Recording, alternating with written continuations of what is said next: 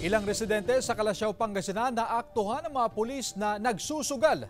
15 katao arestado sa magkakahiwalay na anti-illegal gambling operation ng PNP. Nakatutok si Russell Simorio. Nagsagawa ng anti-gambling operation ang pulisya sa Barangay Gabon, Kalasyaw, Pangasinan. Nakatanggap ng sumbong ang otoridad na may nagsusugal sa isang compound.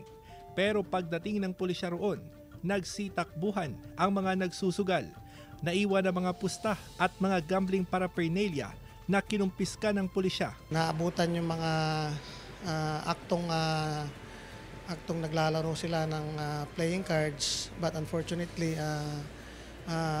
nakatakbo yung tatlo. Nung nakita kasi yung mobile natin, nagsitakbuhan na sila. Sa pag-iimbestiga ng pulisya, nakilala ang mga suspect. Ang mangyayari niyan pag identified na siguro is ipa-file pa rin natin yung kaso laban sa kanila and regular filing ang mangyayari. Sa hiwalay na operasyon ng pulisya kontra sugal, 15 katao ang naaresto sa mga bayan ng Lingayen, Labrador at Alcala.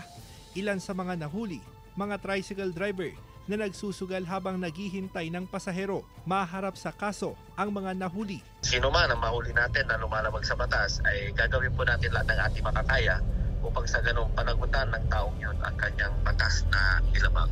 Kasama si Henry Domencil, Russell Simorio, One North Central Luzon.